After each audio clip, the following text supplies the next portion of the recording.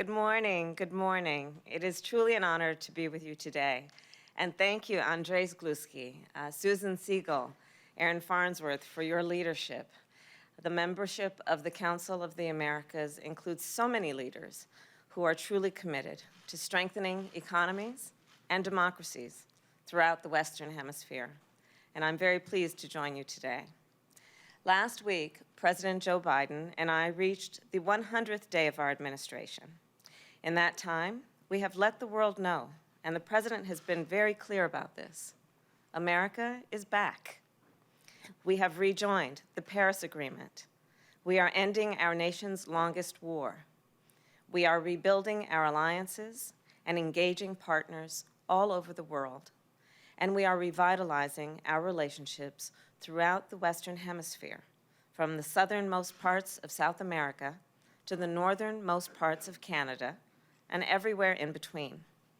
The Western Hemisphere is our home. And because it is our home, because the people within it are our neighbors, it is imperative that we promote democracy and good governance, security, and prosperity within the region. It is also important that we build relationships throughout the hemisphere that are based on dignity and diplomacy, relationships that are both candid and collaborative. The strength of the United States of America depends on the strength of all of the Western Hemisphere. In so many ways, our fates are intertwined. That is especially true of Latin America, one of our fastest growing trade partners. To be sure, our relationship with Latin America is bigger than trade, and our relationship is incredibly complex and at times has been incredibly complicated. Today, I want to make clear that our administration firmly believes in the potential of the region and in the power of the people of the region. Latin Americans are shaping their own future. They are writing their own story. They hold the pen.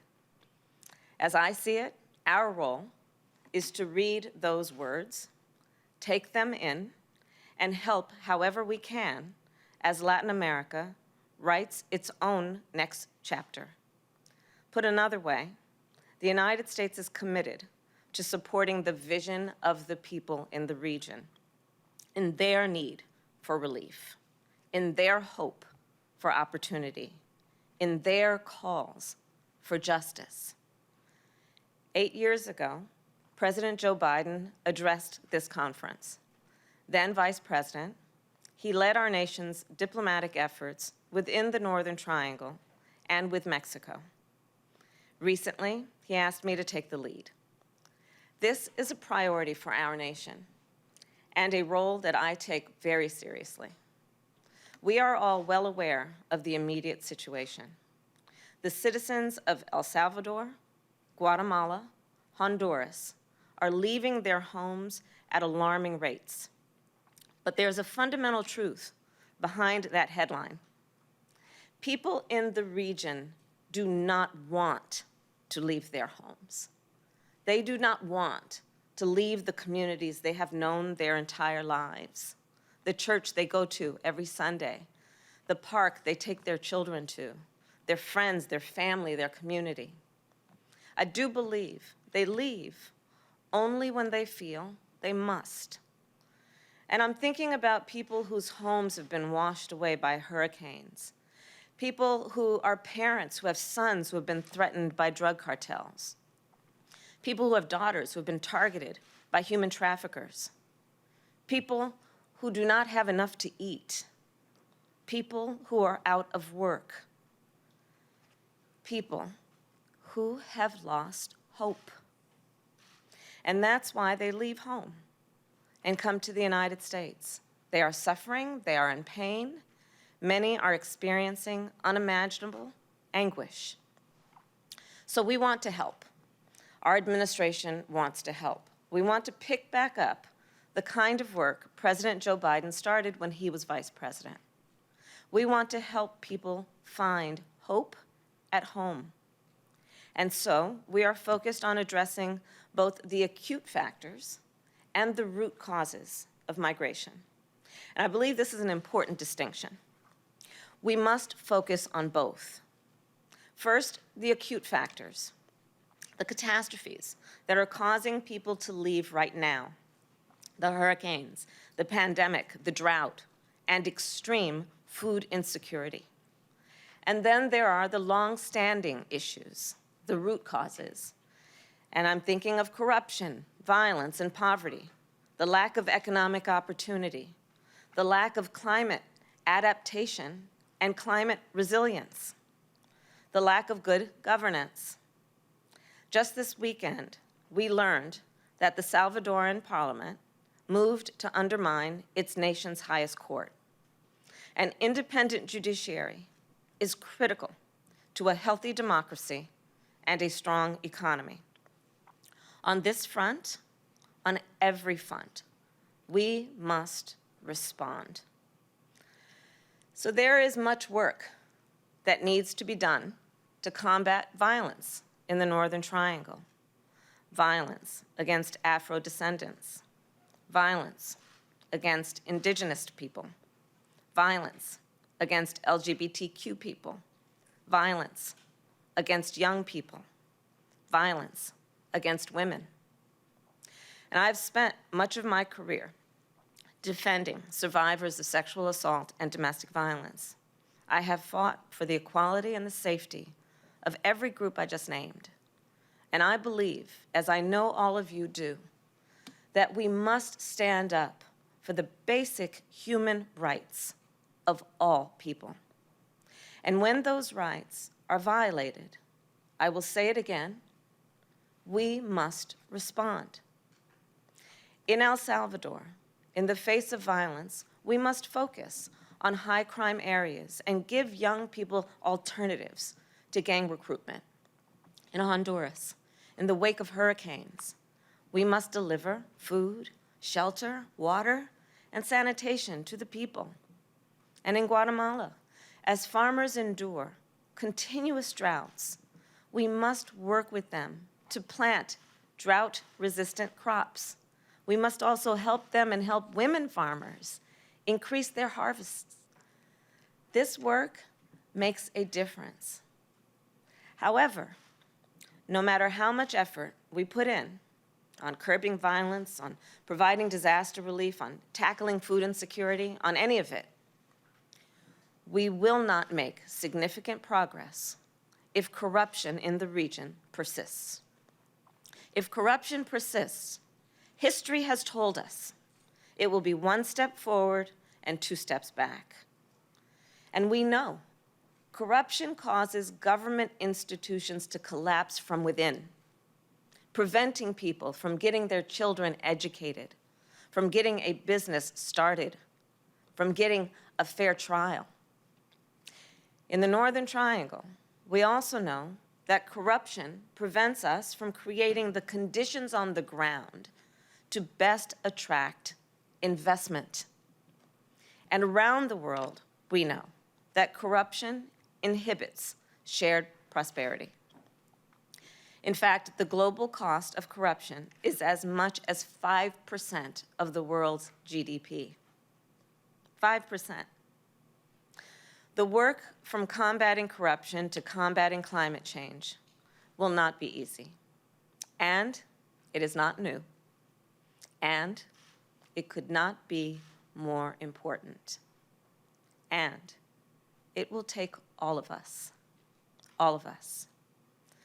The United States cannot do it alone. With all of us gathered here today, I'm very hopeful about what we can accomplish together. Our administration is implementing a comprehensive strategy with governments and international institutions, the private sector, foundations, and community organizations. The idea here is that our work will be coordinated and that every sector will have a role to play. First, regional governments. Governments in the region can take on corruption, lift up their communities, and provide safety and security for their citizens. For instance, last week I had a bilateral meeting with the Guatemalan president, and we agreed to strengthen cooperation to shut down human traffickers and smugglers. In just a few days, I will meet virtually with the president of Mexico, and in a month from now, I will visit both countries. Second, there is a role for governments outside of the region and international institutions. The United States Ambassador to the United Nations is working within the UN to support their humanitarian response plan.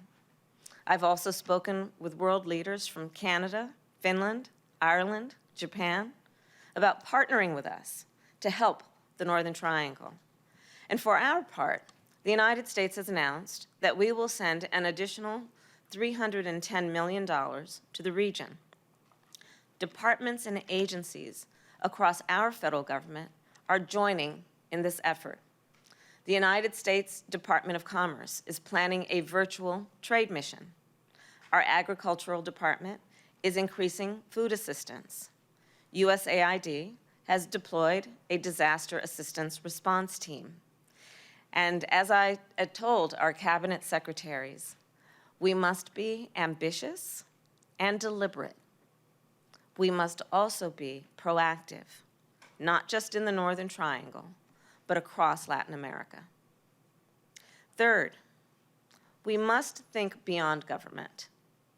I've spoken with foundation leaders who have been sending support to the region for a long time and are now prepared to do more. I've also been engaging with a number of businesses in the United States and business leaders in the United States about their interest in investing in the region and the barriers that may stand in their way. Private sector investments can create jobs and speed up progress. Meanwhile, community organizations can help us implement a place-based approach, targeting those communities that have been hardest hit. Community organizations will also help us to restore hope. Last Tuesday, I had a virtual meeting with a group of longstanding community leaders in Guatemala. They talked about the work they have been doing to feed people, to house people, to find people jobs, all while taking on relentless corruption. It is hard and difficult work that they do, and they are 100% committed to it. And they've committed their lives to it. They are committed to building a better life for all of those people they serve. And when I met with those leaders, I was reminded not only of the region's problems, but also of its potential to recover, its potential to rebuild, its potential to write its next chapter. It is in that spirit that the United States will continue this work, knowing that we are neighbors, knowing that our strength depends on one another, and that our hope grows together. Thank you, and may God bless you. Thank you.